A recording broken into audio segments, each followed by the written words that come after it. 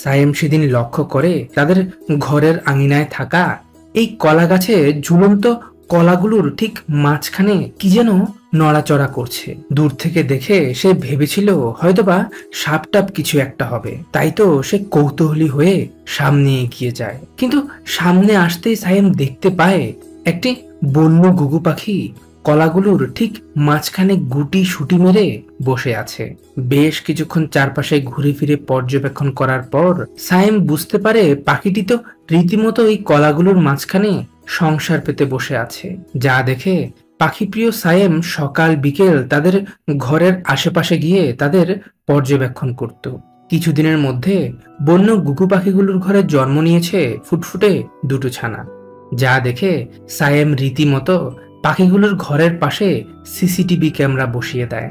ডিম ফুটে ছানা দুটোর আগমনের পর ঘুঘু দম্পতি শুরু করে তাদের ছানাগুলোর যত্ন নেওয়া। অন্যান্য পাখিদের মতো তারাও কিছুক্ষণ পরপর তাদের ছানাগুলোর জন্য খাবার নিয়ে আসতো। কিন্তু ছানাগুলোর বয়স যখন মাত্র 6 থেকে 7 দিন, তখন সায়েম যা দেখতে পায় তা যে সে কিছুতেই বিশ্বাস করতে পারছে না।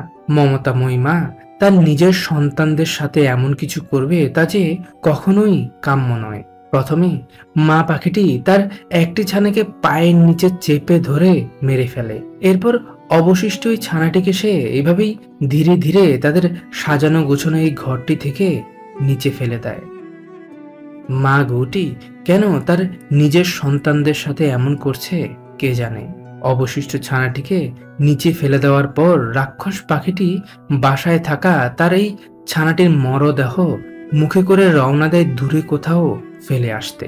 আচ্ছা, আপনাদের কি মনে হয়, কেন মা পাখিটি এইভাবে নির্দয়ের মতো তার সন্তানদের খুন করেছে? আপনাদের জানা থাকলে অবশ্যই কমেন্টে জানাবেন। এদিকে সিসিটিভি ক্যামেরায় সায়েম মর্মান্তিক এই ঘটনাটি দেখার পর ছুটে আসে সেই কলা গাছের নিচে।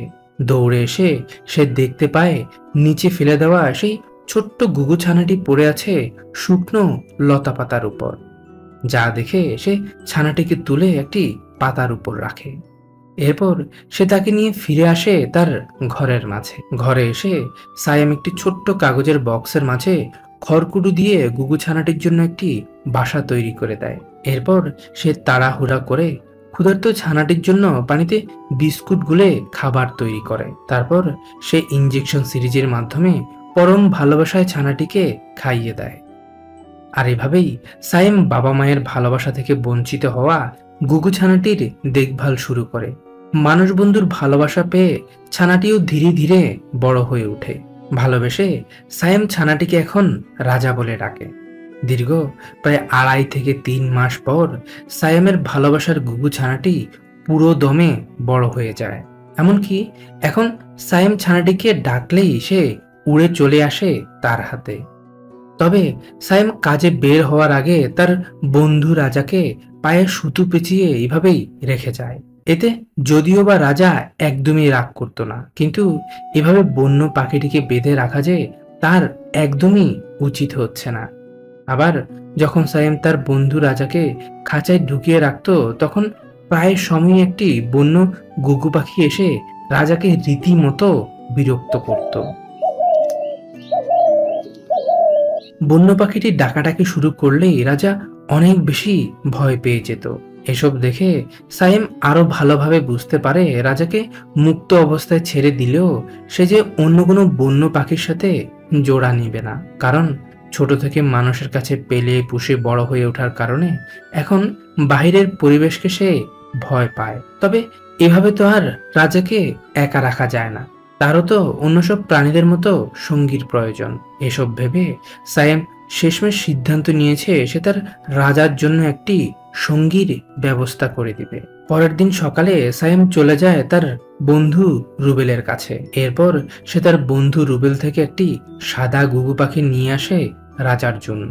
পাখিটিকে আনার পর সায়েম ও তার ছোট ভাই মিলে মুরগির এই ঘরটি সুন্দর করে পরিষ্কার করে নেয়। তারা দুজন রাজার এই নতুন ঘরের মাঝে একটি অর্ধভাঙা গাছ দিয়ে ঘরটি সুন্দর করে সাজিয়েও দিয়েছে। হাজার হোক তার বন্ধুর নতুন সংসার বলে কথা। আবার তারা গাছটির মাঝখানে একটি ভাঙা হাঁড়িও দিয়ে রেখেছে। কিন্তু আদৌ ভিন্ন জাতের পাখি দুটো একে অপরকে আপন করে নিবে কিনা এই নিয়ে সায়েম বেশ দুশ্চিন্তায় থাকে। একদিন, দুদিন, 3 দিন, দেখতে দেখতে প্রায় 1 সপ্তাহ হয়ে গেল। এরই মাঝে সায়েম লক্ষ্য করে ধীরে ধীরে পাখি দুটোর মাঝে বন্ধুত্ব গড়ে উঠছে। আর তাদের এই বন্ধুত্ব, ভালোবাসায় রূপ নিতে সময় লাগে আরো 6 থেকে 7 দিন। কিন্তু এখন কথা হলো, সাদা আর তিলাগুগু পাখির ঘরে জন্ম নেওয়া ছানাগুলো দেখতে কেমন হবে। এরই মাঝে এক বুক আশা নিয়ে সায়েম তাদের ঘরের মাঝে কিছু খড়কুটো ছড়িয়ে ছিটিয়ে দেয়। দিন কয়েক পর সায়েম দেখতে পায় পাখি দুটো ইতিমধ্যে খড়কুটো নিয়ে ভাঙা এই হাঁড়ির মাঝে বাসা বুনতে শুরু করেছে। যা দেখে সে তাদের বাসার দিকটা আড়াল করে দেয়। সাদা গুগু পাখিটিকে রাজার সাথে রাখার পর থেকে সেও কেমন যেন মানুষ দেখলে এখন ভয় পায়, যার কারণে খাবার আর পানি দেওয়া ছাড়া সাইম এখন আর তাদের একদমই বিরক্ত করে না। এদিকে একটু একটু করে তারা যে বাসা বাঁধার কাজ পুরোপুরি সম্পূর্ণ করে ফেলেছে। 2-4 দিন পর দুপুরের দিকটায় সাইম পাখিগুলোকে খাবার দিতে এসে দেখতে পায় তাদের বাসার মাঝে ছোট্ট একটি ডিম। যা দেখে সায়েম তো বেশ খুশি। প্রথম ডিমটি পাড়ার ঠিক 1 দিন পরেই স্ত্রী গুগু পাখিটি আরো একটি ডিম পাড়ে। এরপর থেকে সায়েম পাখিগুলোর যত্ন নেওয়া আরো বেশি বাড়িয়ে দিয়েছে।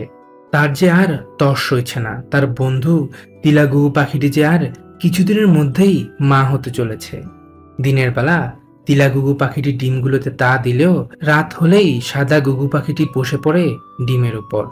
পালাক্রমে প্রায় 17 থেকে 18 দিন ডিমগুলোতে তা দেওয়ার পর তাদের ঘরে আগমন ঘটে ছোট্ট একটি ছানা। প্রথম ছানাটির জন্মের 1 দিন পরেই অন্য ছানাটিও ডিম ফুটে বেরিয়ে আসে। কিন্তু একই ছোট্ট ছানাটির গায়ের রঙের সাথে তো প্রথম ছানাটির গায়ের রঙের বেশ পার্থক্য রয়েছে।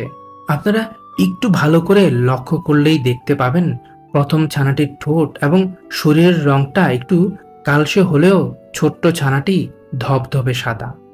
যা দেখে সায়েম আরো বেশি কৌতূহলী হয়ে ওঠে।